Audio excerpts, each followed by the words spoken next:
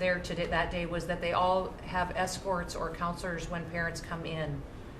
So from that point, that when they came into the camp, that they have somebody with them when they're going and looking for their children's belongings or looking for their children. And so, very emotional, but also just so tragic. The relationship with Texas and the governor has been obviously very good for years with me, but the relationship with Texas and their first responders and us with our first responders and lots of other people, and we brought in a lot of helicopters from all over, and we had a lot of helicopters. It was actually dangerous, a lot of helicopters up there, but they were real pros, and they were responsible for pulling out a lot of people, and we got them there fast, and Texas had some good ones too, but the response has been incredible, and the fact that we got along so well, I don't know, I don't even think that's a political thing, but we got along so well, and it was so unified. I think a lot of lives have been saved. That could have been as bad as it was, and you could have lost double or triple. This thing was just really horrible. Well, congratulations on a great job, and I appreciate it. I know you're going down. I'll be going down on Friday with First Lady, who will be taking a trip, and we don't want to get in anyone's way because that's what happens. The president goes and everyone's around focused on. I don't want anyone to focus on us, but it's possible they could have somebody saved still. There's a lot of areas. It's a big area, and it's probably unlikely at this point, but there could be. I mean, they're thinking there could be the possibility, but what a tragic situation. A good job, and we'll see you on Friday, and we'll finish out the day here. I think you've been reading a lot about, it's a terrible topic when you talk about financial after this, but we have a big country and we've been doing very well. The tariffs, as you know, are starting to come in at record levels. Tremendous amounts of money are coming in to our country. We never did that before. We're not used to it. We only have tariffs going out. We only adhere to the rules of other nations who charge us tremendous tariffs because we were led by stupid people or people without any business sense. And I'd like to ask Scott, you could maybe talk a little bit about how well we're doing with regard to the money coming in. And the big money will start coming in on August 1st. I think it was made clear today by the letters that were sent out yesterday and today. Go ahead, please. Yes, sir. We will have taken in about $100 billion in tariff income thus far this year, and that's with the tariff, the major tariff not having started till the second quarter. So we could expect that could be well over $300 billion by the end of the year. We don't agree with CBO scoring, but for those who do, the CBO scored tariff income over the next 10 years at $2.8 trillion, which we think is probably low. And sir, under your leadership, we're witnessing. And they gave us no credit during this last little, the great, big, beautiful bill. I always use the word great. I add that to it because it really is what it is. It's never been anything like it, actually. And I want to thank all the Republicans that voted for it. And I want to, scold the Democrats because they're voting for tax cuts. They're voting for no tax on tips, no tax on Social Security, no tax on overtime, and many, many other things far more important than that. Great health care. And frankly, every Democrat should lose their election because it was purely political vote. They were told not to vote for it. So think of it, we got 218 to 2, and then with the Senate, we had 50 to 3. Democrats didn't vote at all, not one positive vote, with all of the good things in there. Economic development money, tremendous border money. Now you're loaded up on the border, and I don't think we're going to need so much of it because we had zero come in last month, so I'm not sure how much of it we want to spend. You may think about that. You may actually think about saving a lot of money because the wall's been largely built, and it obviously worked. But you may want to think about that. But so I think it's incredible when I watch the Democrats, and they have standard lines like they had Russia, Russia, Russia. They had the laptop from hell. It all came from Russia. They make things up, and they go with it, and they feed it to you people in many cases, and they said, here's our line. And I hear the new line is death. Oh, it's death. Everyone's going to die. There's nothing to do with death. In fact, we're saving our country. Death is from allowing 25 million people into our country, of which 3 or 4 are stone cold, hard criminals. 11,888 are murderers, many of them committing more than one murder. That's death, and the Democrats did that. Joe Biden did that by allowing people to come in here just totally unchecked, unvetted, open borders, open borders. The whole world was dumped into our country, from prisons, from gangs, from mental institutions. We have many people walking the streets, walking in areas that we don't know anything about, that came out of insane asylums. They released their insane asylum, the insane asylum population into our country, and it's amazing the job that you and Tom Homan are doing, by the way, on that. But we have to get them out, and we have no choice. We have to get them out, and we are getting them out. And so, Pete, you want to tell them about our great military and how well we did with respect to the bombers and the B-2? We had the pilots here 2 days ago, and they were incredible people. Go ahead. Yes, sir. Truly a historic mission. It demonstrated the skill and courage of the United States military. From those B-2 pilots and families that we had a chance to meet, sir, to the fighter pilots, to the refuelers, to the maintainers, to the air defenders who defended the base. What was demonstrated on the world stage was American military might and capability. And it wasn't just Fordo and Esfahan and Natanz that took notice in Iran. It was the rest of the world, that we have a decisive commander-in-chief willing to use these capabilities, which are the best in the world. As the president pointed out, no one else could have done what America did there on that night, and everyone took notice of that. With the One Big Beautiful Bill, sir, we've got $150 billion additional to invest in Golden Dome and all the other weapons systems and stockpiles and shipbuilding priorities of yours. Another month, another historic recruiting bump. It's not just the Army and the Marine Corps anymore, it's the Navy, the Air Force, and the Space Force, all historically ahead of where they've ever been. So historic spirit inside the military. We had a chance to be at NATO, Marco and I, and see how the world responds to us saying it's time for you to shoulder the burden and take the lead for your continent. That only happens with President Trump leading. And we're proud to be a part of what's going on at the border, sir, with now a 4th national defense area where we're helping get to that number 0 in securing the border. But that mission, Operation Midnight Hammer, re-established deterrence. It reversed what happened in Afghanistan. You saw the debacle of what Biden allowed to happen in Afghanistan and what that did to our image. President Trump said, with Operation Midnight Hammer, we're reestablishing American leadership and deterrence, and we're proud to be a part of it, sir. And our so-called enemies were watching. They watched every minute of it. They watched. There was very few people that weren't watching, actually, but they watched every minute. It was a perfect military performance, the likes of which we haven't seen in a long time. I mean, if you compare that to the same country, the hostages from years ago, Jimmy Carter, it was unfortunate for Jimmy Carter. He was a nice man, but with the helicopters going down, the sandstorms, the prisoners, they got captured, then the election and the prisoners and Reagan and all the problems. It was nothing but problems. And that was a failure. And ours was not only the pilots. I mean, those machines flew for 37 straight hours. They didn't stop. They went skedaddle. You know the word skedaddle? It means skedaddle. They dropped the bombs, and somebody said, skedaddle. Let's get the hell out of here. And every bomb hit its mark and hit it incredibly. And as you know, the Atomic Energy Commission said it's gone. That place is gone. We had a lot of fake reporting, mostly from CNN, where the scammer writer, a writer for CNN, who should be fired, by the way, she was involved with the 51 fake intelligence agents, if you remember that. She did that story, created a story out of it. She created a story out of the laptop from hell, saying it came from Russia, but it actually came from Hunter Biden's bedroom, or worse. Just a scammer, and she's still at CNN, which is pretty amazing. But we'll ask you a question about her. But they came up with this concept that maybe the attack wasn't that good. Maybe and I saw it happen right after the attack. I saw this person on CNN. I actually watch. I like to watch the enemy. You learn from the enemy. And I watch because you have to know where they're coming from.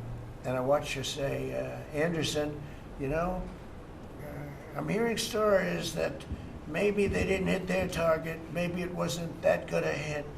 And they were hearing stories. The next day it was a little more, and the next day a little more. After 3-4 days, she was saying, you know, I don't know, I don't think it was that, except by that time everybody knew it was hit perfectly. The evidence is in the planes. The evidence the pilots are the best evidence. But they actually came out of their plane because they were here the other day and they said, it was so sad. We did such a good job. We flew into very dangerous airspace. I'll never forget, we were in the Situation Room and they said they have entered Iranian airspace, and everyone took a deep breath because they had more missiles pointed at them, but the equipment is so good, it's stealth, way up in the air, and it was stealth, and they went right through that. And they sort of, by the time they found out they were there, they were already gone. That was the word skedaddle, get the hell out of here. But they were right in the most dangerous airspace in the world, and they took those big, beautiful, very fast, they're unbelievable planes. I mean, they become really beautiful works of art. You know, I always thought they sort of were cool, but now they look better than just cool, don't they, huh? But they dropped the loads, and literally they would hit. If you look at this table from here to there, they had a half a refrigerator door is the way to best explain it. Take a refrigerator door, average size, cut it in half. That was their target. They hit every single one. Then we had 30 missiles, Tomahawk, shot from submarines 300 miles away. Every one of them hit their target. It was a perfect mission. Then they came back, almost 37 hours. Every plane worked perfectly. The mechanics were here too. I said, you got to get the mechanics here. We didn't have any problems. If you remember, they had a lot of problems with the helicopters, but they did fly through a dust storm, which they shouldn't have done. Sometimes you say, let's go back and try it on a nicer day. Dust and sand don't work well with helicopters if you know much about helicopters, but that was a horrible embarrassment to us. Then we had Afghanistan, which I think was the most embarrassing moment in the history of our country, and we would have gotten out. I was the one that got them down. I would have kept Bagram, the big air base, which right now is controlled by China, one among the most powerful runways in the world, thick with concrete and steel.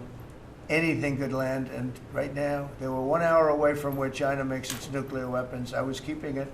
Outside of that, we were leaving, and I would have been out faster than them, but we would have gotten out with strength and dignity. Instead, that was the most botched up mess I've ever seen. They left all that equipment behind, and every year they have a parade running down some third-rate street with the equipment. You know, it's supposed to be Fifth Avenue. It doesn't work. But with all that equipment that they left, they should have taken every ounce of it. I was taking every ounce. I said every screw, every bolt, every nail you take out of there. And Millie said, I remember one time, sir, we're better off leaving the equipment. Why? Well, it's cheaper. I said, cheaper? You mean it's cheaper to leave a $150 million airplane rather than flying it into Pakistan or India or someplace, or just flying it straight home? It's cheaper. Yes, sir. That's when I knew he was an idiot. Didn't take long to figure that one out. But they left all that equipment, but they left their dignity behind. It was the most embarrassing moment, in my opinion, in the history of our country. Not that we got out. We should have not been there. But that we got out the way we got out, with great embarrassment and death. You had 13 young people. I've gotten to know their families very well, but you had hundreds of people killed that nobody talks about. You had the other side, many people were killed. Many people are walking around with no legs, no arms from that whole thing. They left from the wrong airport. They should have left from Bagram, because Bagram was a big base with hundreds of miles of fencing and territory around it. Nobody would be able to get near it. And they left. So, we've done a great job, and I think people are really starting to see it. They're starting to appreciate it. Pete's done fantastically. That mission was a work of art. And I have spoken to some of our perceived, I don't know if they're enemies, but they're perceived as being potential enemies. And they essentially said the same thing. Very impressive. There wasn't a thing that we didn't lose an engine. We didn't lose it. They landed and they were cheered. But the sad thing was they were cheered, and one of the pilots said, we were a little concerned because when we got out, we were told that on television they were reporting that we may have missed our targets. Sir, we hit every target. That's what I do for a living. We hit every target. In fact, when I saw, when the bombs hit, a yellow haze came over the horizon that I've never seen before. It just lit up the whole horizon, brighter than the sun. It was like looking into the sun. He goes, we hit our target, because you know what that was exploding. And, but they were a little downbeat because they listened to that fake CNN reporting and the fake New York Times. They worked together to try and say that it wasn't perfect. They couldn't say what they missed. All they could say is, maybe it wasn't perfect. And you ought to fire that reporter immediately. You should fire her. Real fake. And so I just want to congratulate those pilots. And, you know, a lot of people don't like bringing things like that up. I do. I always like confronting, because otherwise the public doesn't know that you're a bunch of crooked people. But they know, they've learned. And the media has to straighten out their act. You know, the media is down to 17% approval. You got to do a little better than that. It's important for the country that you do better. I think they ought to make a lot of changes. I think changes are going to be made to the media, but it's hard to have a really successful country if you have a corrupt media, and we really have a corrupt media.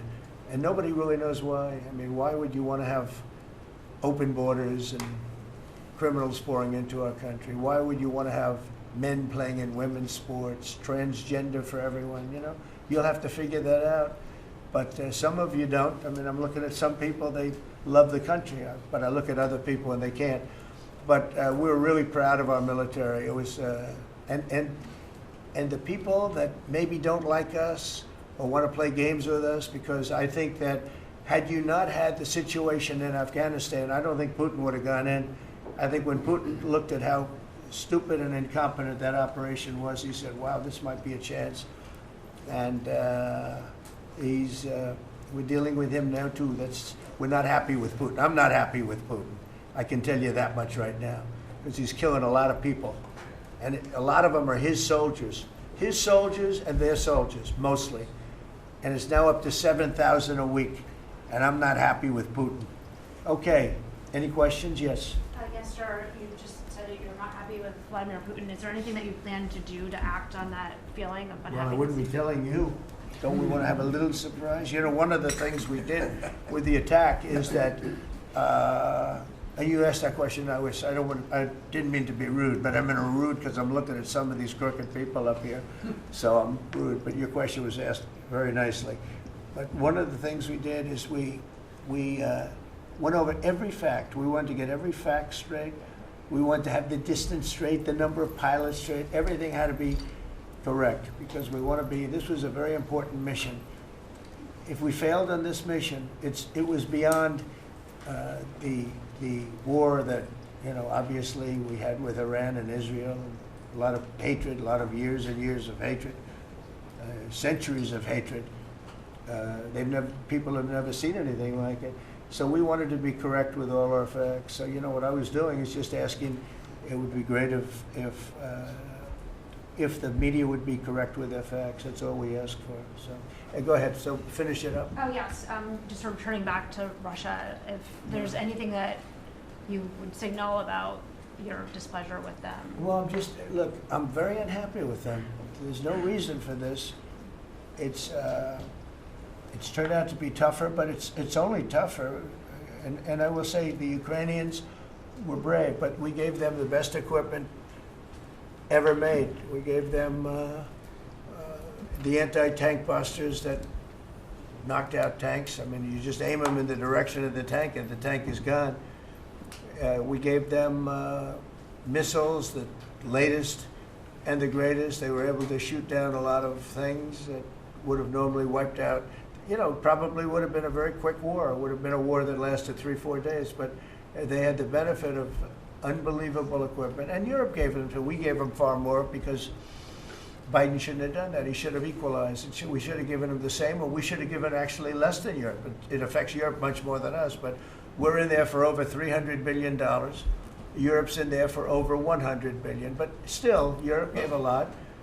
And I will say this, the Ukrainians, whether you think it's unfair that we gave all that money or not, they were very brave, because somebody had to operate that stuff. And a lot of people I know wouldn't be operating it. They wouldn't have the courage to do it. So they fought very bravely. But we gave them the the best equipment in the world. We make the best military equipment by far. There's nobody close. You look at other equipment from other countries, it's not even close. That's why everybody wants to buy our equipment. And that's why we're going to step up these contractors now that make it. And they're brilliant, but they make it too slowly.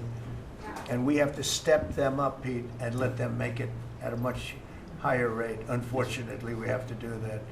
But if you look at our Patriots, if you look at our Tomahawks, if you look at our, well, what we do with tanks is, you wouldn't want to be driving a tank. You would feel nice and secure, but they are javelins, they're called.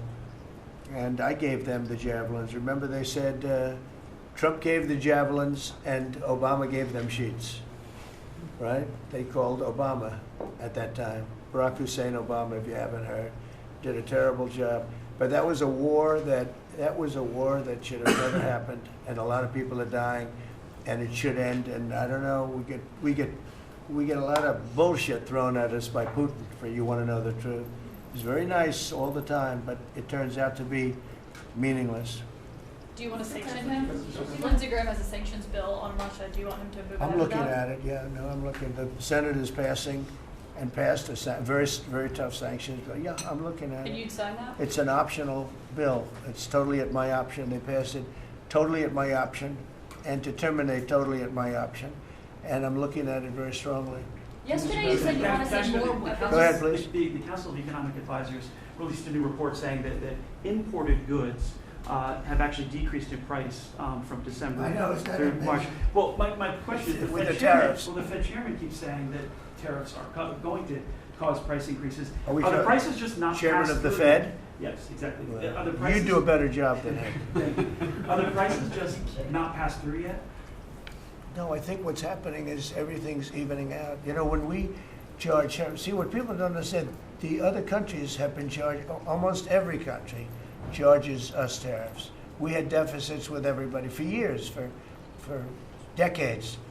And we were like this big monolith that made bad deals with everybody. We rebuilt South Korea and we stayed there. It's okay, we rebuilt it and we stayed there. And they pay us very little for the military. I got them to pay billions of dollars, and Biden then canceled it when he came in. I said to South Korea, as an example, we give you free military, essentially, very little. And I think you should pay us $10 billion a year. And they went crazy. But they agreed to 3. So I got 3 with a phone call. And I was satisfied. I said, but next year we have to talk. And then we had a rigged election, and we never got to talk. And you know what Biden did? They probably went to him and they said, listen, Trump treated us terribly, and we shouldn't be paying anything, and he cut it down to nothing. So that's what happens. It's ridiculous. That's the other thing. We're talking to countries about contributing to the military, not only just paying more in NATO, but contributing. We have 45,000 soldiers in South Korea. We have 45,000 soldiers in Germany, 52,000 actually. And that's a huge economic development for them. That's tremendous amount. That's like having a city. That's tremendous money for them, and it's a tremendous loss for us. So we're talking, in a very nice way, we're talking to them about it. It's very unfair. We supply the militaries to many very successful countries. I mean, South Korea is making a lot of money, and they're very good. They're very good, but, they should be paying for their own military. President Trump, could I ask you a question about Jerome Powell as well, and then a question to the Attorney question General? about what? Jerome Powell, and then I have a question for the Attorney General. Jerome Powell, who you've been pressuring to lower interest rates, he's facing accusations of lying to Congress, which is a potential crime about the Well, then he opulent. should resign immediately. We should get somebody in there that's going to lower interest rates. Do you want congressional Why don't you Republicans to call look for into- his resignation? Do you want congressional Republicans to investigate and It's pursue okay and with punish? me. I think he's terrible. I think, look, we're paying, I call him Too Late. T-O-O, Too Late, like Too Tall Jones for the Dallas Cowboys, right? Too late. He's always late. But he wasn't late with Biden before the election. He was cutting him like crazy. It didn't help too much, did it? But he was cutting him like crazy before the election with Kamala and Biden. He was trying to get them in, I guess. I don't know. He was recommended by somebody that worked for me. I like you better. If I could ask the Attorney General a question too, President. Sure. Your memo and release yesterday on Jeffrey Epstein, it left some lingering mysteries. One of the biggest ones is whether he ever worked for a American or foreign intelligence agency. The former Labor Secretary, who was Miami U.S. Attorney Alex Acosta, he allegedly said that he did work for an intelligence agency. So could you resolve whether or not he did? And also, could you say why there was a minute missing from the jailhouse tape on the night of the staff? Yeah, sure. If Hey, I Pam, could, could I just interrupt for Sure. 1 second? Are you still talking about Jeffrey Epstein? This guy's been talked about for years. You're asking, we have Texas, we have this, we have all of the things. And are people still talking about this guy, this creep? That is unbelievable. Do you want to waste the time, and do you feel like answering? I don't mind answering. I mean, I can't believe you're asking a question on Epstein at a time like this, where we're having some of the greatest success and also tragedy with what happened in Texas. It just seems like a desecration, but you go ahead. Sure, sure. First, to back up on that, in February, I did an interview on Fox, and it's been getting a lot of attention because I said, I was asked a question about the client list, and my response was, it's sitting on my desk to be reviewed, meaning the file along with the JFK, MLK files as well. That's what I meant by that. Also, to the tens of thousands of video, they turned out to be child porn downloaded by that disgusting Jeffrey Epstein. Child porn is what they were. Never going to be released, never going to see the light of day. To him being an agent, I have no knowledge about that. We can get back to you on that. And the minute missing from the video, we released the video showing definitively the video was not conclusive, but the evidence prior to it was showing he committed suicide. And what was on that, there was a minute that was off the counter. And what we learned from Bureau of Prisons was every night, they redo that video. It's old, from like 1999. So every night the video is reset, and every night should have the same minute missing. So we're looking for that video to release that as well, showing that a minute is missing every night. And that's it on Epstein. Mr. President, on the tariffs again, on August 1st, you've said it is the deadline. What incentives do countries have to negotiate? It seems that deadline keeps moving. It was April 2nd, now it's... We didn't move, no. It's always been August 1st, that's when we're paying. And a statement was put out today, and I put it out just to make it clear. It wasn't a change, it was August 1st. We don't change very much, you know. Every time we put out a statement, they say he made a change. I didn't make a change. Clarification, maybe. No, August 1st they pay. And everybody pays, everybody has to pay, and the incentive is that they have the right to deal in the United States. If they don't want to, they don't have to pay, and they don't have to deal here. But if they want to buy and make a lot of money and sell in the United States, they have to do that. You know, if you go back and look at some of the good presidents, our country was the wealthiest, proportionately the wealthiest, from 1870 to 1913. It was an all-tariff country. We didn't have income tax. That came in in 1913. We had tariffs. And we had so much money we didn't know what to do with it. We had, we had a couple of presidents that were very, very strong. McKinley, I guess, more than anybody, but he was the tariff king, but he was very, very strong. And it's sort of sad. He made a fortune for this country, became very rich, and then Teddy Roosevelt went out and vice president, and he spent the money. And they said Roosevelt was a great president. And let's say he was a great president, but the money was paid by McKinley with tariffs. Tariffs are charged by other countries at levels that are ridiculous. And you know, I call those other countries, and every one of them is willing to give us everything now, by the way, just so you know. Sir, we'll charge you no tariffs, nothing. We'll give you everything. We'll give you access to our markets. We'll give you everything. Is that a correct statement, Scott? Yes, sir. Howard, would you say that's a correct statement? Exactly correct. It's like they just don't, because they're very spoiled, because for years they ripped us off and we didn't have a president that understood it, or Secretary of Treasury or Secretary of a lot of different secretaries are involved, but certainly Commerce Secretary was, you know, not doing their job. I don't know about Kelly, she's small business. We'll keep it that way, okay? Her small business is bigger than almost all big businesses when you add it all up. But no, they are very respectful of our country. But the incentive is that they have the right to do business with us. Without that, they don't have the right to do business, and that would be okay too. And with this flurry of deals, we'll be here in the next 24 hours, will we hear a flurry of deals? that's Yeah, we finished? have a lot of them going out, but the deals are mostly my deal to them. We're picking a number that's low. We don't want to hurt them, and fair.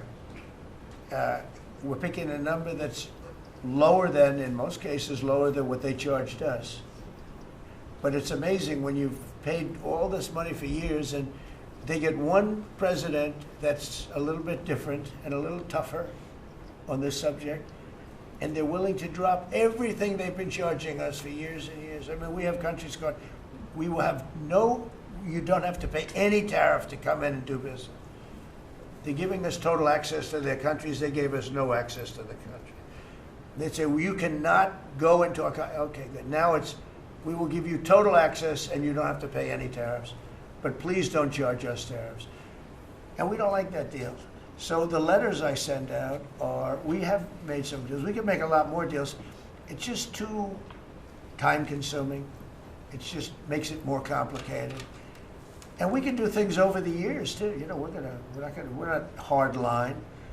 But it's about time the United States of America started collecting money from countries that were ripping us off and laughing behind our back at how stupid we were.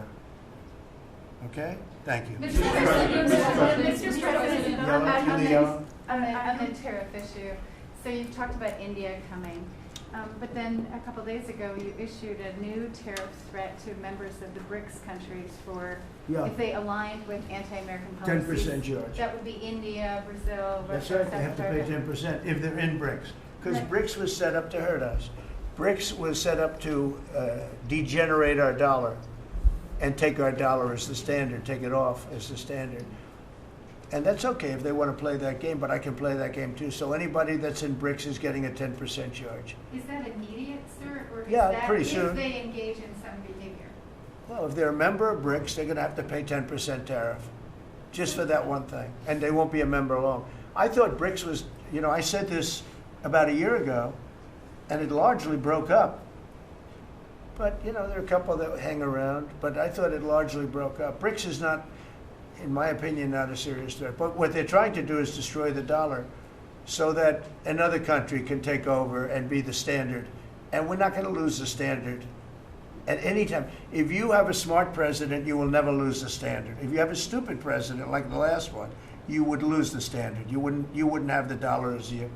And if we lost the world standard dollar, that would be like losing a war, a major world war. We would not be the same country any longer. We're not going to let that happen. The dollar, you ever hear the expression, dollar is king? The dollar is king. We're going to keep it that way, okay? And I'm just saying, if people want to challenge it, they can, but they're going to have to pay a big price. And I don't think any of them are willing to pay that price. Does that Yes, jeopardize? please. Thank you, Mr. President. Are you optimistic about reaching the tariff deal with the European Union soon? Well, the European Union has been speaking to us, Ursula and the whole group, and they've been very nice. They treated us very badly until recently. Now they're treating us very nicely. It's like a different world, actually. They've treated us very badly. They were among the toughest to deal with. Actually, in many respects, they were much worse than China. Look at what they do to our companies. They sue Apple. They sue Google. 17 billion they got from Apple on a lawsuit that they didn't have a case. They have, you know, judges that are European Union judges. And they ruled, they take so much money away from our country in terms of that, in terms of other things that they do. They're very tough. But now they're being very nice to us, and we'll see what happens. We're probably 2 days off from sending them a letter. We are talking to them. I just want you to know, a letter means a deal. You know, a lot of people said, we got 200 countries. We can't meet with 200 countries. We have a few trusted people that know what they're doing, that are doing a good job, but you can't do it. You have to do it in a more general way, but it's a very good way. It's a better way. It's a more powerful way. And we sent them a letter. You read the letter. I think it was well crafted. And mostly it's just a little number in there. You'll pay 25%, 35%. We have some at 60, 70. Those are ones with massive, you know, where we have massive trade deficits because they've treated us very badly. But I would say in every case, I'm treating them better than they treated us over the years. Don't you agree with that? I do. I could have done much, I could have been much harsher. I don't want to do that. We want to have relationships, but in every case, they treated us far worse than I'm treating them. I'm treating them very good. I could go higher with the tariffs, but I don't want to hurt them. That's why when you just read it, you come up with the number. It's so incredible that prices are actually going down. Just so you know, when I got in, everyone said, oh, eggs are going through the roof. That was the first. I was in for about 4 days, and they started screaming at me about eggs. They said, that's Biden's problem. I didn't know about eggs. But eggs went up about 5 times. You did a fantastic job. And we ended up shortly getting, in fact, for Easter, they said, go out and buy plastic eggs. You can't use real eggs. Well, we bought 200,000 eggs for the White House for the Easter egg hunt that we have at the White House, and there were eggs. We had the price down, and now the price is lower than it was before. We did a good job with eggs, but we did a good job with groceries. Our prices are down in this country. A big part of it's oil. The oil, you had a couple of places last week, you had $1.99 for oil, for gasoline.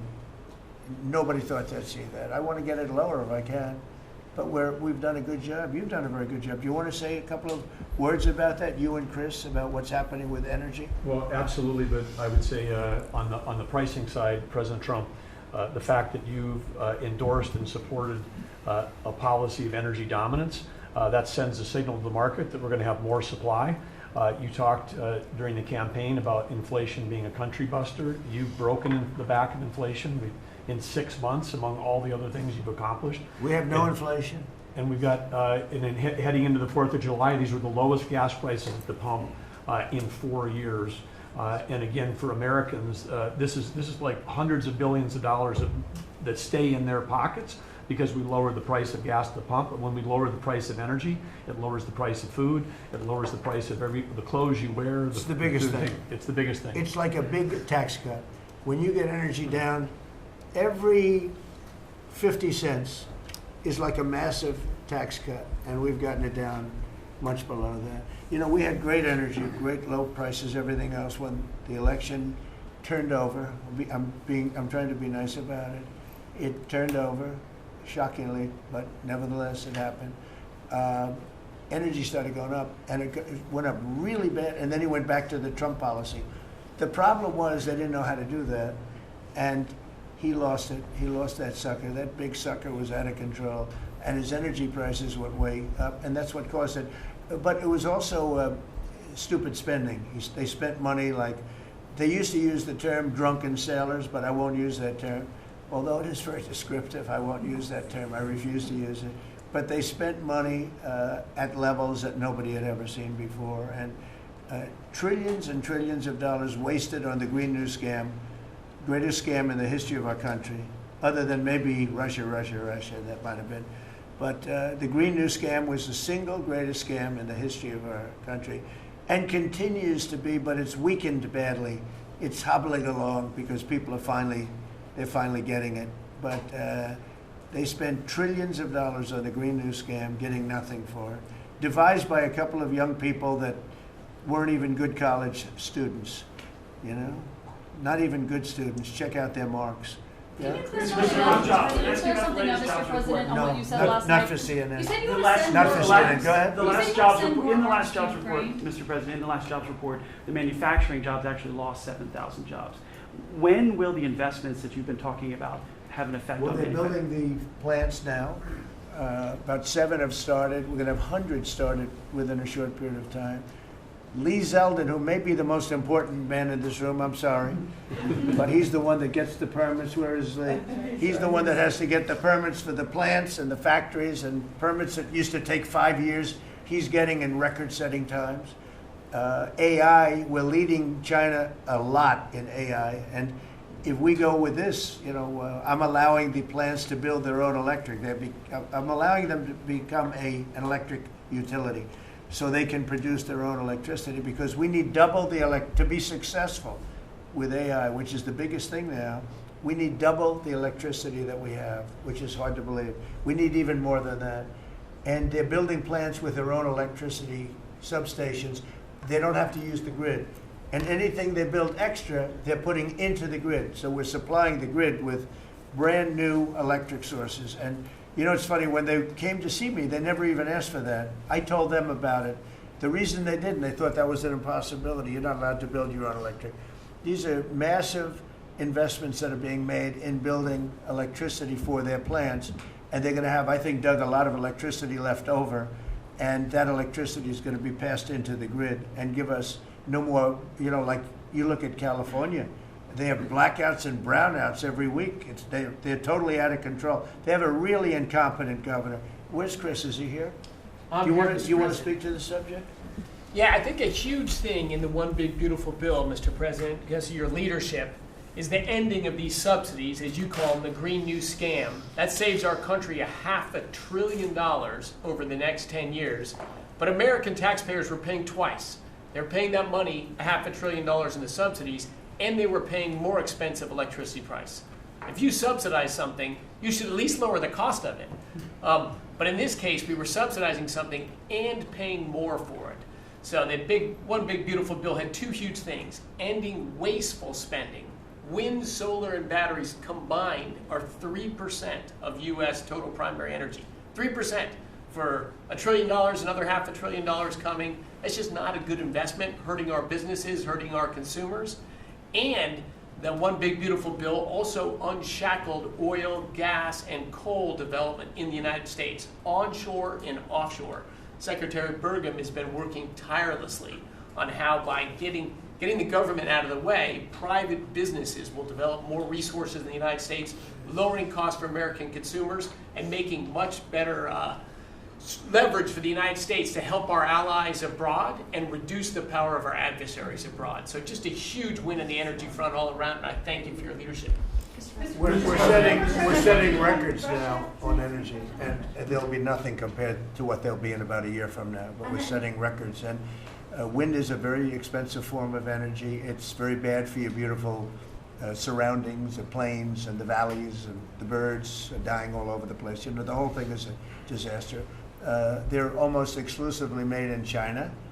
Not that I have anything against China, because I don't have a great relationship with President Xi, but I asked him, how many wind farms do you have? He makes them, but they don't have a lot of wind farms, I'll tell you, very, very few. And wind is tremendously expensive and is very ugly. And if you own a house that's inside of a windmill, your house is worth less than half. And you hear noises. And interestingly, in New England, you probably read, where for 50 years they had 2 wells washed up, 50 years. And last summer, they had 14 washed up. Now, I'm not saying that's the wind farm that was built, but maybe it is, right? Probably is. It's tremendously expensive, and it can only be done with subsidy. You know, I know a man that's in that business, and one of the biggest in the world actually runs a company that builds these stupid windmills. And he said, I hate the business because it's the only energy where you need subsidy. He said, energy shouldn't need subsidy. You should make money with energy. So wind. The other one is the solar, those big solar fields. They're taking our farmland. Our farmers are like mortified by it. They hate it. It's very, very inefficient and very ugly too. You know, probably better than a windmill, but you go around and you see all these things that are 3 miles long by 3 miles wide, and you say, what the hell is that? And it's a lot of plastic from China. It's plastic, black plastic from China. Now, we want to be smart. We're going with, look, China right now is building 58 coal-fired plants, 58 big ones. They have 62 on the books to build. We've reintroduced clean, beautiful coal, because you know you can do a lot with coal now. Clean, beautiful coal, and natural gas, and all of the other things that we have. But we don't want wind, and we don't want solar, because they're a blight on our country. They hurt our country very badly, and smart countries don't use it. Solar sounds good, I will say, and I like, on occasion, you'll see a roof which is made of solar brick, but it's a smaller use. We need the kind of thing that's going to fire up our plants, and it's not going to be wind, you know, that is very intermittent, as you probably know. But they've spent a fortune. They've spent trillions of dollars on this stuff, And I'll just give you one other story. A friend of mine is a very successful guy. He went back to see his mother in Minnesota. He hadn't seen her in a long time. And he wasn't back for 10 years, which isn't a nice story. I mean, you don't see your mother for 10 years. She's got some difficulties, which I know the guy, he does have some difficulties. He's very successful, but probably not the nicest person. It was actually longer than 10 years, but he went back and he told me he wanted to go and look at the valley. There's a valley in Minnesota that he thought was so beautiful. And I hadn't seen it in a long time. He's driving along the road. He said, oh my, I'll use the word gosh, oh my gosh. He said, oh, he said it looked like a junkyard. You had 159 windmills. They were all over the place. Some were old, some were newer, different companies, different shapes, different sizes, different colors. Many of them were terminated. Terminated meaning closed.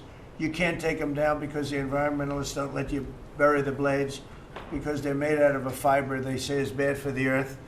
So they want you to put them up, but they don't let you take them down. But many of them were turned off. He said it looked like a junkyard. Go to Palm Springs, California, and take a look at that pile of junk. And you go into a wealthy neighborhood. Before you get there, you have to ride through hundreds of windmills that are, most of them are turned off. They're rotting, they're rusting, they're 30 years old, 20 years old, and they have a very short life. You know, those windmills have a very short life, especially the ones that are in the nice salty Atlantic Ocean and Pacific Ocean, where the salt just gets under that steel and decimates it. Now, it's a horrible, horrible thing for our country. And I speak out. It would be nice to say wind, because it sounds so good, doesn't it, Doug? Wind, wind. But it's not. It's these ugly machines, and they're all made, you gotta see, some are a little taller, a little shorter. They're made by different companies. They have different stocks. They have different blades. They have different everything. It is so horrible. And if you look at smart countries, they don't use it. Smart countries don't use it. And we're now a smart country. We're a brilliant country. We're not smart, we're brilliant now. We're gonna be a brilliant country. We have to be, because we have to catch up for some really stupid people that did a bad job. Yes, Brian? Yes, Mr. President, I've got a quick comment, some feedback as a native Texan, someone that I grew up bringing my kids to a camp very near the affected camp now. Thank you on behalf of Texas. I've gotten hundreds of messages that want to thank. So if you're in the cabinet room, you can tell the president and his team on behalf of Texans, thank you so much for the quick response and the loving, the hugs. I saw that you gave. Two quick questions. I saw a Palestinian senator.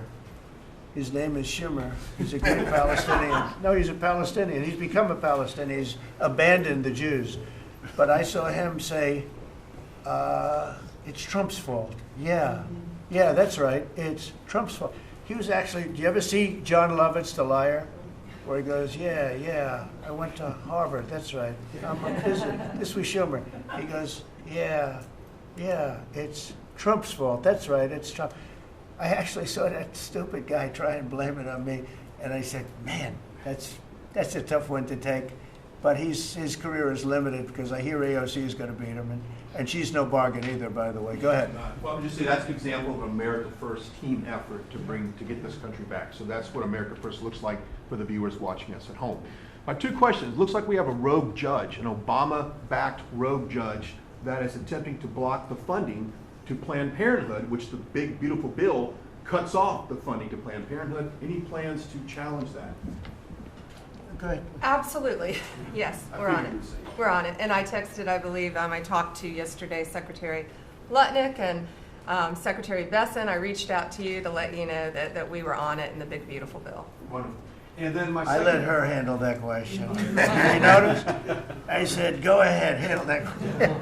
Toss it to her. Then my second question was Secretary Rollins. You did an amazing press conference today in front of the Department of Agriculture. You talked about the Farm Act and the need to get China out of our country, owning farmland. For the viewers at home that might have missed that, can you recap what that means to national security to make sure we can grow our own food? Well, thank you, Brian, sir, if you don't mind. Yes, this morning Secretary Hegseth, Secretary Noem, and Attorney General Bondi and I had a press conference at the USDA. I just happened to have a chart in case it came up, but obviously the Chinese owning of farmland in our country is a massive national security issue, and For the media, you can see the yellow is where all of the farms have been purchased over the last number of years, and the red is around all of the military bases where that farmland has been purchased. So this is a massive national security issue. The press conference this morning included 3 of our greatest governors as well, Sarah Sanders from Arkansas, Jim Pillen from Nebraska, and Bill Lee from Tennessee. The states have begun taking a leadership role to ban the purchasing of China farmland. Obviously, Congress needs to step up and catch up, and we're going to be working alongside of them as well. We had some of our members, great members of Congress there, but it is time, and I think that this morning was symbolic of many things. The first of this administration working every day to effectuate President Trump's leadership and unequivocal support of America First. But second, just how close we are as a cabinet.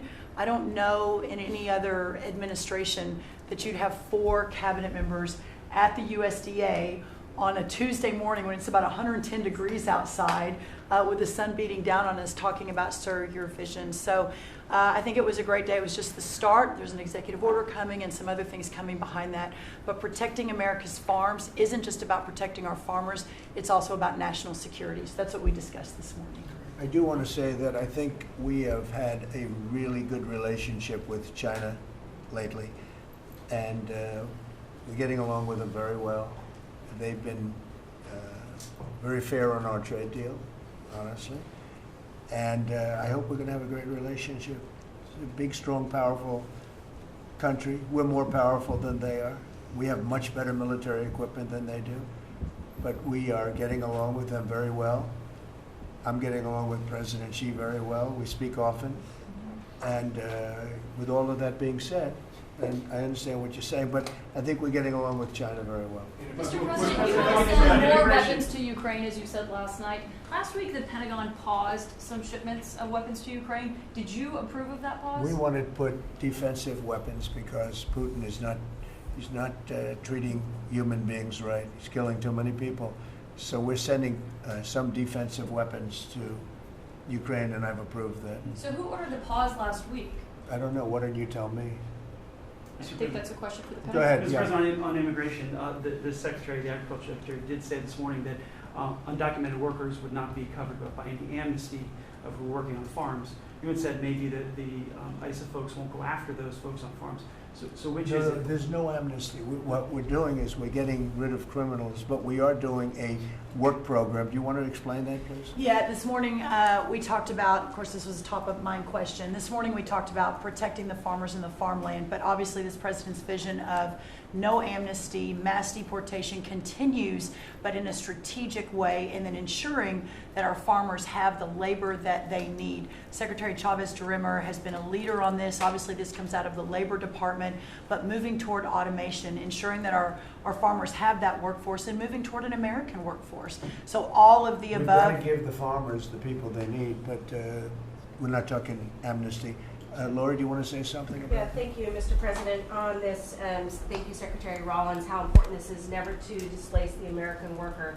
What the Department of Labor is doing is focusing on what the law entails now, being more modernized, more streamlining, to work through the H programs. We're going to have a concierge approach to that, where we have developed a new office to answer the need of our farmers and ranchers and producers, and not to displace the American worker, and follow within the law now, and that does not include an amnesty program at all. And we've seen that working, and we'll continue to have that roll out. On the other topics that we've somewhat talked about, the jobs numbers, Mr. President, 4 months in a row we've seen those jobs numbers increase. That's an exciting time for our manufacturers. That was asked earlier. We know it's going to take some time, but through that deregulation process that Lee and I are working on as well, the Department of Labor has rolled out 63 new deregulations that we're going to be moving through. In the first Trump administration, it was successful with over 30. We've just rolled out 63 new ones in order to double down on those manufacturing companies, to let them know that we have signaled through this process that we will assist them in getting the workforce that they need. It's an exciting time. That one big beautiful bill, that was the signal to my former colleagues in Congress to get this done.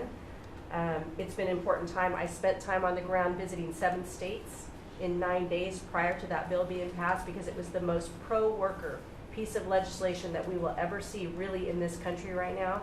no tax on tips, no tax on overtime, no tax on Social Security. That matters to the American worker because we don't want to take their money and give it back. We want them to keep more of their hard-earned dollars in their pockets currently, and that's what they're excited about. And as I move forward with those tariff talks, I heard a company, orthopedic company in Indiana, say to me, for the first time since you have taken office, Mr. President, their increase in their bottom line by 8% since these tariff talks have happened. Not one company has said the president is not doing a good job. These tariff talks are working. They're feeling it on the ground. The media has told a false story because what's happening on the ground is positive, and that's what we're seeing in these jobs numbers. So I really, through the Department of Labor, to come in behind all the secretaries and build this workforce is going to be key to the American worker. So thank you for what everybody did this last week.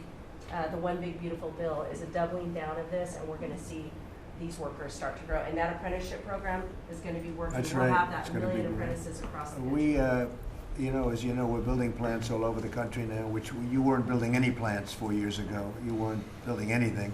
But those plants, when they open up, it's going to be, you'll see numbers like you haven't seen ever. I don't think in history you'll never see numbers like what we're going to see in the very near future. Many of them are building the plants. Some are just starting right now. You know, it's a brand new administration. But, and they wouldn't be here except for two things.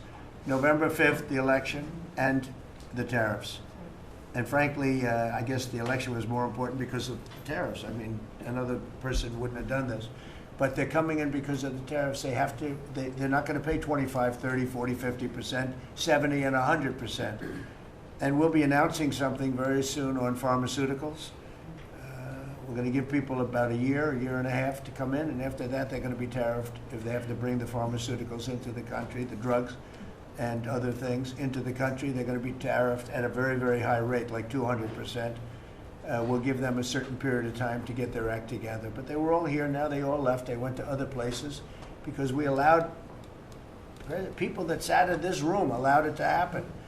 And I don't allow it to happen. The people in this room don't allow it to happen. So we're going to be announcing pharmaceuticals, chips, and various couple of other things, you know, big ones. We did steel, as you know, they're 50%. We did aluminum, 50%. Lumber just came out. Why don't you announce copper? And we did cars. And now, today we're doing copper. Copper and aluminum. What would that tariff be on? The section of tariff? I believe the tariff on copper, we're going to make it 50%. 50%. Any breakthroughs in See, I'm glad he Gaza? didn't question it. Just Any sort of said, I just sort of thought, what would that be? A quick one. I didn't have much time, but he agreed with me. That's why he's Howard. Any breakthroughs on Gaza with the Prime Minister, and there's reports that you're meeting with Netanyahu again tonight. Is that Yeah, accurate? I am. He's going to come over again tonight. We're talking about Gaza. It's mostly Gaza right now. It's he's been very unfairly treated. I think what they've done to him in Israel is very unfair, having to do with this trial. You know, he's a wartime prime minister, had an unbelievable outcome, and I think he's been treated very unfairly. But he's coming over later. We're going to be talking about, I would say, almost exclusively Gaza. We got to get that solved. Gaza is a tragic. It's a tragedy. It's a tragedy.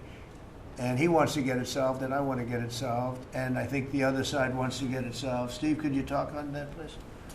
We're in proximity talks now, and we had 4 issues, and now we're down to 1 after 2 days of proximity talks. So we are hopeful that by the end of this week, we will have an agreement that will bring us into a 60-day ceasefire. 10 live hostages will be released. 9 deceased will be released. We're meeting at the President's direction with all the hostage families to let them know. And we think that this will lead to a lasting peace in Gaza. And you're doing a good job. It's a tough one. It's a tough one. A lot of hate, you know, it's long-term hate. But we think we're going to have it solved pretty soon, hopefully with a real solution, a solution that's going to be holding up. And can I follow up? This is, I think, the first cabinet meeting since Elon Musk has not been a special government employee, not here anymore. He's now saying he's going to create a third political party. Are you worried about the impact that could have? No, I think it'll help us. It'll probably help. Third parties have always been good for me I don't know about Republicans, but for me. Are you second guessing any of the cuts that Doge made? Since you No, described him as off look, the rails look, the other we, day? we cut hundreds of billions of dollars with Doge. We could have done it differently. I would have done it differently a little bit maybe, but it was something that we saved a lot of money. You can always second guess. I guess some of the people in this room maybe would have done it slightly differently, and some would have done it exactly the way it was done. But it was dramatic and it was important, and we found a lot of things like billions of dollars given to people for environmental protection, where they had $100 in the account, like in Atlanta, Stacy, and then you had another one with 20 billion here, and 20 billion here, and 2 billion here, and 15 billion, and Lee, you might want to mention just a couple of those things that we really got because of Doge. At the Trump EPA, the One Big Beautiful Bill was filled with many big beautiful wins for the taxpayer. It delivered a sledgehammer to the Green New Scam. Billions of dollars rescinded. So it's a big deal for the American taxpayer who sees money go through pass-throughs that are filled with self-dealing and conflicts of interest. They see unqualified recipients. They see reduced agency oversight, and they want accountability with their tax dollars, and they got it. So in the example of the Stacey Abrams connected NGO, they received $100 in 2023. They got $2 billion in 2024. They had to complete training on how to develop a budget that was put into their grant agreement. They, out of nowhere, started paying a CEO $800,000, a COO $450,000, 22 people making over 150 grand. Out of nowhere, this is tax dollars. So money go through pass-throughs, through other pass-throughs, through other pass-throughs, and we lose oversight over it. And you see that it's going to former Biden officials, it's going to former Obama officials, it's going to Democratic donors. And we're not here saying we want to take money from a left-wing NGO and give it to a right-wing NGO. We want to give it back to the taxpayer. This is about us being good stewards of American tax dollars without any apology or regret. That's why President Trump was elected last November, because there are a whole lot of people who maybe they hadn't voted Republican in a long time. Maybe they didn't even vote for President Trump the first time around in 2016, but they're regretting that vote from 2016 and they were making it right in 2024. So the One Big Beautiful Bill gave us the tools to rescind billions of dollars more. We're seeing hundreds of thousands of dollars that'll get wasted per electric vehicle as an example of this money that was going through it. They gave $50 million to a group called Climate Justice Alliance. They say that climate justice runs through a free Palestine. The Biden EPA gave $50 million to a group that says that climate justice runs through a free Palestine. We say that if you're going to spend $1 in the name of remediating an environmental issue, then spend $1 on remediating an environmental issue. We say that we can protect the environment and grow the economy.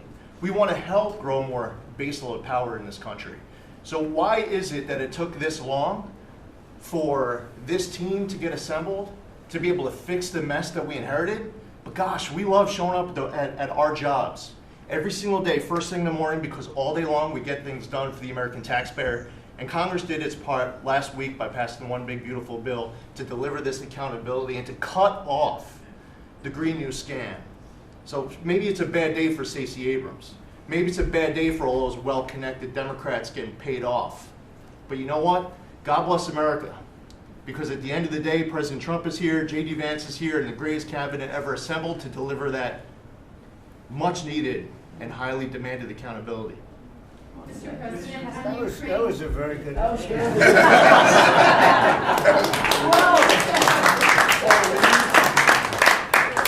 And that's from the heart. That's from the heart. On Ukraine, the Ukrainians have asked the International Court to go after Russia for using toxic chemicals in the site. Germany and the Netherlands have had intelligence saying that. What does U.S. intelligence believe, and what do you believe about the use of chemical weapons? And would you agree that that's a case for the court? Well, ask John maybe to discuss it if you'd like, John. Well, Mr. President, obviously chemical weapons, if it's documented and its use, it's illegal. It's against all international laws of armed conflict and treaties. And Obviously, I can't share in this room with this audience the intelligence that I can share with you privately, but obviously you're not going to stand or allow for any violations of That's right. international law by anyone. That's right. Thank you. Could I ask Sean to Department of Transportation, Sean Duffy, former great congressman, very popular, decided to go out and make a couple of bucks. He made a lot. And he got bored with that, though. He likes serving people better, the people. And could I ask you to just discuss a very important subject to me, and that's the modernization of our equipment at airports so that planes aren't crashing into each other and bad things don't happen. It should have been done many years ago. We were going to do it, and then the election precluded that, unfortunately. But we're doing it now. Could you tell them where we are? Yeah, if I could start with Newark. You guys all covered what happened in Newark. We had outages for a couple of 30-second outages a couple months ago. We have, in 2 months, Mr. President, it's historic speed, laid new fiber lines for communication and tested those in the next month. So those new lines for the Philly TRACON that controls the Newark airspace, they're up and running, lightning fast speed. June was the most on-time June ever in the history of Newark for air travel. So that's going incredibly well. By the way, we shouldn't have dealt with this because Joe Biden and Pete Buttigieg had moved the center from New York to Philadelphia. They didn't test the lines. They didn't do the work, which is what brought us all these problems. But in the big beautiful bill, we got $12.5 billion. This is a historic investment in air traffic control. And so what the money is going to allow us to do is move from copper to fiber all over the country. So new copper lines. We think we can do that in 1.5 to 2 years. We have radar that dates back to the 1950s, some of it from the 60s and 70s. We get brand new radar across the country as well. We have some infrastructure money to build TRACONs and centers, the en route centers that control the traffic across the country. So this is a massive new start to rebuild air traffic control. And again, this is dilapidated. Americans think that their government takes care of them and makes the investments that are necessary to make the country work. And for 30, 40 years, the investments weren't made. And so under your leadership and direction, we are making those investments. And per your direction, right now we are interviewing what we could call a general contractor or an integrator.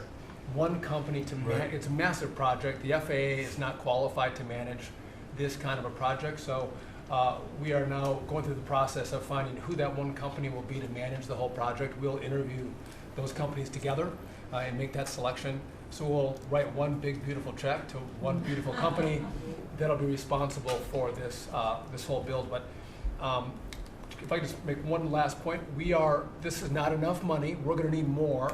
But this is a massive new start. The biggest investment. We'll need some more money on top of it, but a great start from the big beautiful. It's a starter. It was very important to us. And just to cover that, there have been accidents, and my pilots, I would often hear them say, "Oh, good," and they would use a different system, a different country to land in New York. They'd use the radar and other things from a different country. I said, "What's that?" He says, "Oh, our system is so bad." And I knew that. We were all set to start, and Buttigieg came in, and what they did was so crazy because they hooked it copper into fiber, into steel, they had all different systems. They had hundreds and hundreds of contractors, different contractors for different airports. They spent billions of dollars, and they made the system worse because you can't hook copper into fiber. It doesn't work that way. You just can't do it. It's not doable, but they tried to do it. Didn't work out too well. And in the end, it was just a complete disaster. We want to have one great company. Now, Raytheon's going to bid, IBM's going to bid. We have 5 or 6 bidders that really are good and do this stuff. And we want one, because I know about overruns. I look at the railroad out in California, headed up by one of the worst governors in our country, who I used to get along with actually, but he's just, when you lose 25,000 houses and you would have had your cities burned down. If we didn't step in, Los Angeles would have been burned to the ground.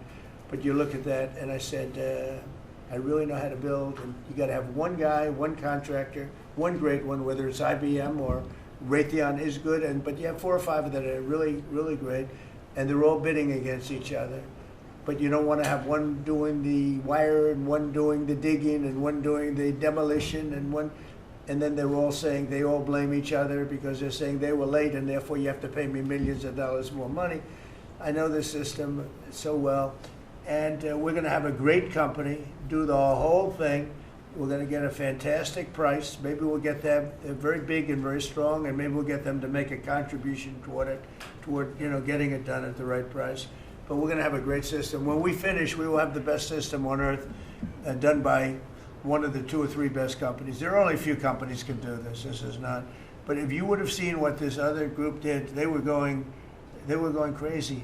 They had, I heard 3,000 contractors. And then when it all came together, guess what? It didn't work. It's a disaster. So we're going to have in a pretty short period of time, it's going to take us about 2 years to build it, and we'll have a contract given out probably over the next couple of months. We have some great bidders, some great companies that want to do the job. You're going to have great air traffic control. Yes, can I just make one last point on this? So the last administration signed a contract with an American company to fix the copper to fiber, and that contract was a 15-year contract. The system is failing today, but that's how idiotic and incompetent the last administration was. And under your leadership, we're saying, listen, we don't have time. We don't have 15 years. We don't have 5 years. We have to do it right now. And so the president always talks about on time and on budget. We have embraced that. We are going to be on time and on budget. And by the way, you mentioned a train out in California. Stay tuned for, probably give us 5 days and you'll have an answer on what's going to happen with the $4 billion that we potentially have invested on a train that's going to go nowhere. It's going to be $120 billion that'll never connect San Francisco to LA. Again, the last administration wasted so much money on projects that never work. If you're going to have high-speed rail, you're going to invest billions, we should actually have high-speed rail in America, not boondoggles that fund political friends and allies and family They had members. from San Francisco, inside of San Francisco to inside of Los Angeles. Should have never been built because airplanes do it better. And you could drive it. You could drive it. No problem with driving it. The roads aren't even crowded. So they were going to do this. Somebody's idea. Somebody got paid off a lot of money and they started it. It was going to cost a very small amount of money. And it ended up costing literally hundreds of times what the original. And now what they did is they said, well, going into the city is too big a deal. So we'll leave it 25 miles short of the city. So now they're leaving it. They're not going to finish it, really. It's not the same project. So now they're leaving it outside of San Francisco and outside, short of each. They just want to get it done, and I've never seen cost overruns. You know, if you have a cost overrun of 10%, you should be ashamed of yourself. 20%, you should not do any more jobs. This is a cost overrun of 2,000%, something like that. It's unlimited, and it's not finished. And maybe it will never get finished. And I told Sean, look at it from every standpoint, but we don't want to, you know, we have federal money going into that, and it's like throwing it out the window. So whatever you can do to stop it. $15 billion and not one track has been laid. $15 billion and we're 16 years into the project, not one track. Mr. President, on New York, you're the most prominent Republican in the country from the city. What do you want to... Anywhere else, too? Well, I don't want to be a wise guy. Perhaps I could. Maybe Marco. But how do you want Republican voters in the city to vote in the upcoming mayoral election? Should they vote for Eric Adams? Should they vote for Sliwa? Should they pick someone else? Look, number one, you have a communist running, and you shouldn't vote for him. He's a disaster. He's leading. He's got the Democrat nomination because that shows you where the Democrats have gone. He actually wants to take over the grocery stores of John Catsimatidis, who's a great guy, a rich guy, grocer, does a good job, wants to take over. He actually called me the other day. He's concerned his stores are going to be taken from him, and they won't be run like John runs them, believe me. He runs a good operation, but he actually said he wants to run his own grocery stores. No, this is a man who's not very capable, in my opinion, other than he's got a good line of bullshit, and he's convinced them to go with him. Now, as you know, Cuomo, who does have capability, is running, but he got knocked out. and now they're running as, you have Eric Adams, the current mayor, you have Cuomo, and you have Curtis Lewa. And Curtis runs every 4 years. He seems to be a fixture on the running scale. But you know, it's, I'm not getting involved. But I can tell you this, I used to say we will not ever be a socialist country, right? Well, I'll say it again, we're not going to have, if a communist gets elected to run New York, it can never be the same, but we have tremendous power at the White House to run places when we have to. We could run D.C. I mean, we're looking at D.C. We don't want crime in D.C. We want the city to run well. Susie Wiles is working very closely with the mayor, and they're doing all right. I mean, in the sense that we would run it so good, it would be run so proper, we'd get the best person to run it. The crime would be down to a minimal, would be much less. And, you know, we're thinking about doing it, to be honest with you. We want a capital that's run flawlessly, and it wouldn't be hard for us to do it. And we've had a good relationship with the mayor, and we're testing it to see if it works. But New York City will run properly. We're going to bring New York back. I love New York. You know, I loved New York for a long time. Then we had a bunch of crooked people in there. You have an attorney general who's a total stone cold crook, New York State, Letitia James, a total crook. All they do is want to go after political opponents. They do what's ever expeditious for them.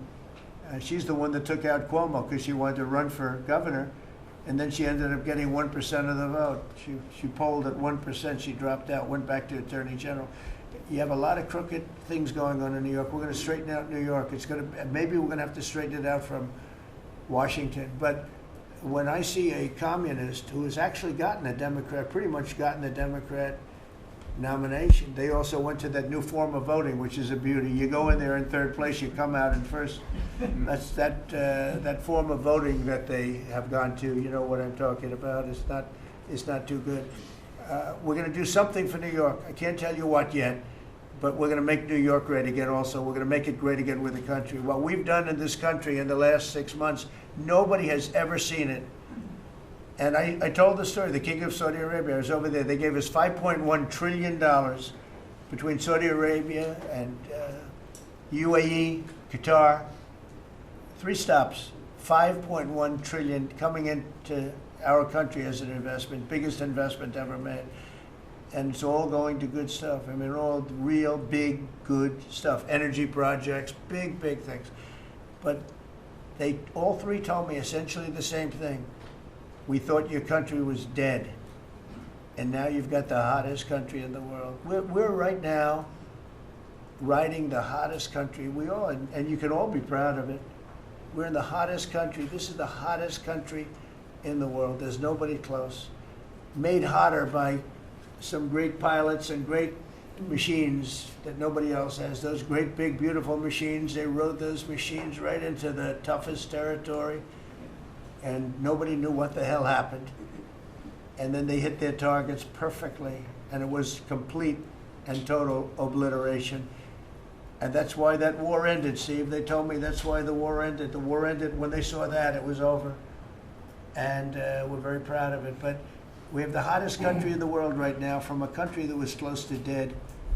And if I didn't win, if you would have had the other person win, we all know who she is, whether it was she or Biden. They're the same. He may have been more competent than her, and that's hard to believe, right? But if you had that ideology in, I don't believe you would have had a country anymore. I think you would have had a country that was broken up. But we had a dead country. Now we have the hottest country in the world, and everybody knows it, and everybody said it. Mr. Vice President, do you have anything to say? Well, thank you, Mr. President. I just want to say that I'm very proud of the whole team. I think everybody has worked together. You see Pete and Marco and Steve working on some of the diplomacy, Christy and Pam working on the border. We just have a really, really solid team, and we've done a lot of good work. And in particular, I want to congratulate the White House staff led by the President on getting the One Big Beautiful Bill passed. I was personally skeptical, sir. I never told you this, but I was skeptical we'd be able to get that thing done by July 4th. We did it because we worked together and we worked very well. So it's an honor to be a part of it, but I'm really proud of you guys for doing a great job. The beautiful thing about it, it had something for everyone. That's right. Most people said it had to be broken into 7 bills. It's so big. The problem was that some of those 7 have nothing for anyone, but they had to be done for the country. You know, sometimes you have to do things for the country that aren't necessarily popular. We had a couple of them, and that wouldn't have worked. So the one big beautiful bill, many people said it could never be approved. Too big, too everything. There's too much. But it had something very big and very important for everyone, and it's great for the country. And remember, the Democrats have come up with a false narrative, you know, just whatever. It's just a line that they send to everybody and that they print. I think in the case of this, it's death, death.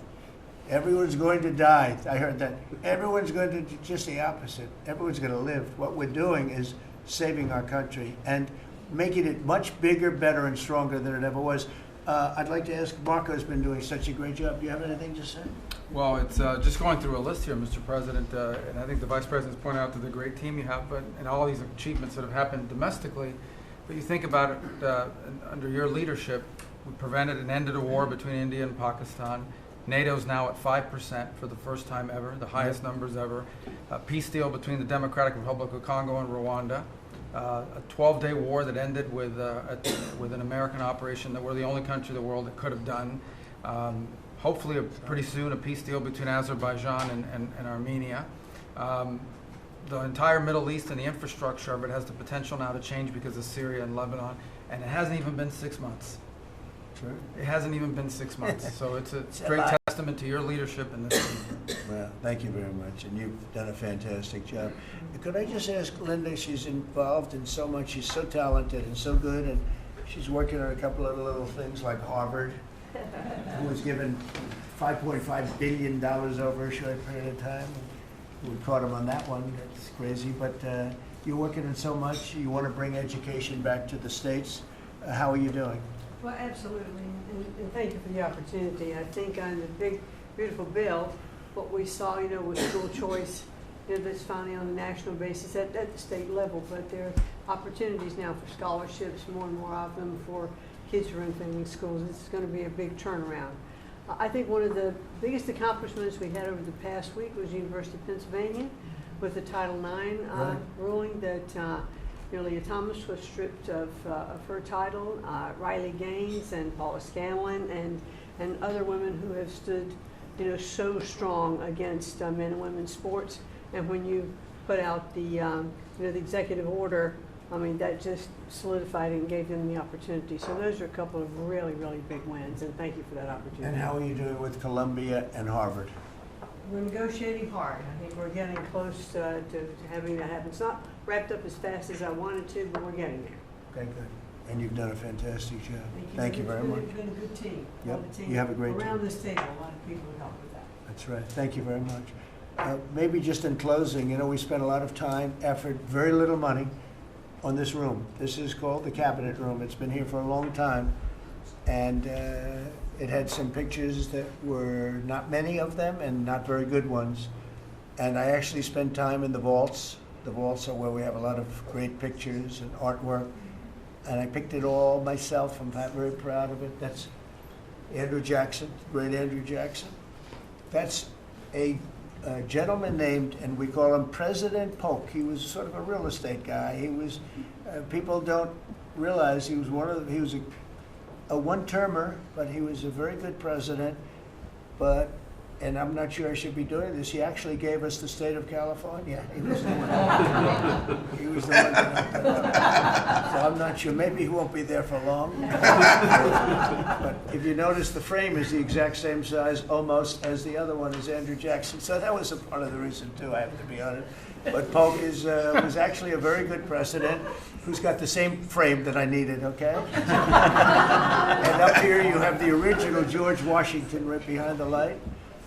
And then you have Dwight Eisenhower, who was a very underrated president. He built the interstate system, and he was the toughest president, I guess, until we came along. But I don't mind giving up that crown, because I don't want to be too tough on it, but we want to be humane. But he was the toughest president on immigration.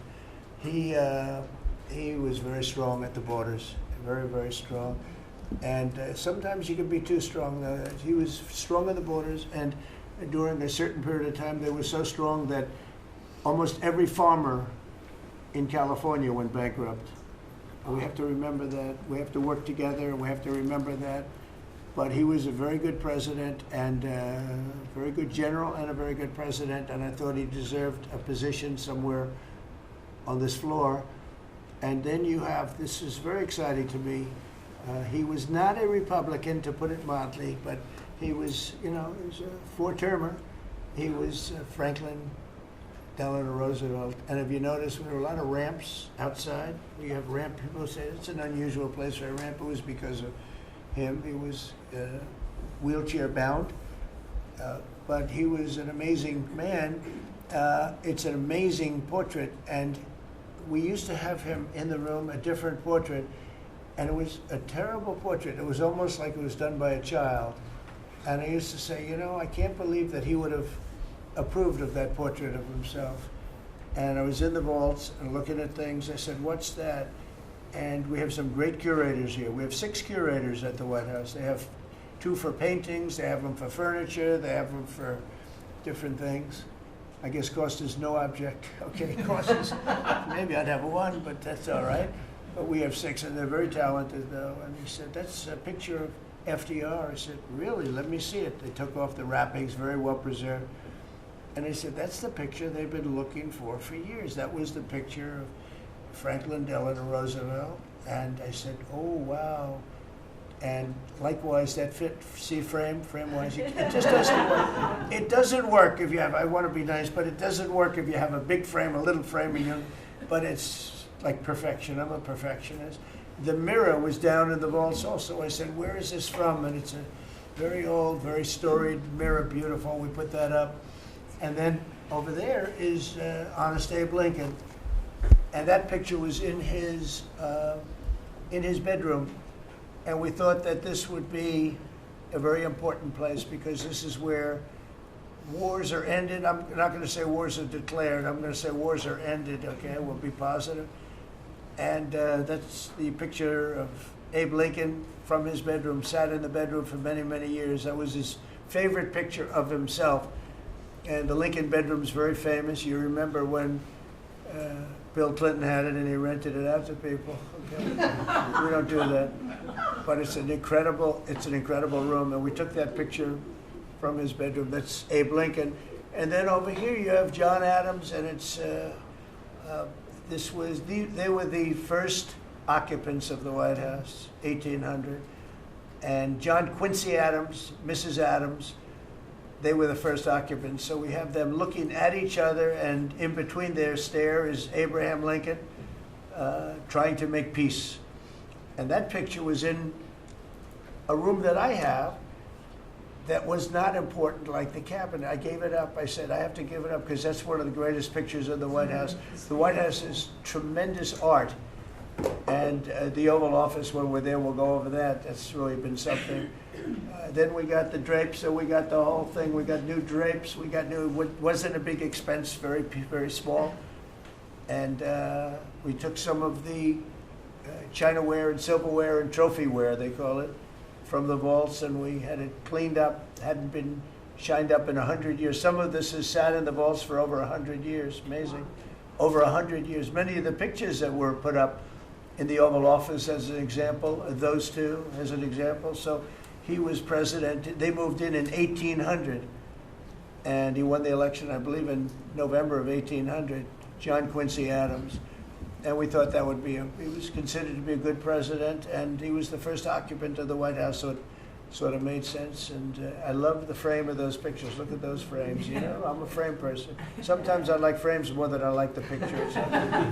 And we have the flags of the Marines, and Space Force now has its own flag. I'm very proud of Space Force, but the Army, Navy, Air Force, Marines, Space Force, the whole thing. And Coast Guard is right there. You never forget the Coast Guard. They do a great job. So we have the flags throughout the office. And it's really become quite a beautiful place. I don't want to tell this, Marco pointed it out. I was going to leave the clock. So as president, you have the power, if I go into the State Department or Department of Commerce or Treasury, if I see anything that I like, I'm allowed to take it. Do you believe this?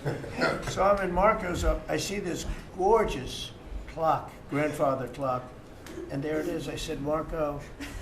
He didn't know about it. I had to read him the rule and regulation. I said, Marco, I love this clock. Look at it. It's beautiful. He said, what clock? I said, the clock that's in the other room is incredible, and nobody gets to see it there. Marco, I tried to talk him into it first, and it sort of worked, and then I had to use a little more. I said, I'd love to take that clock out and put it in the cabinet room. He said, no, are you serious?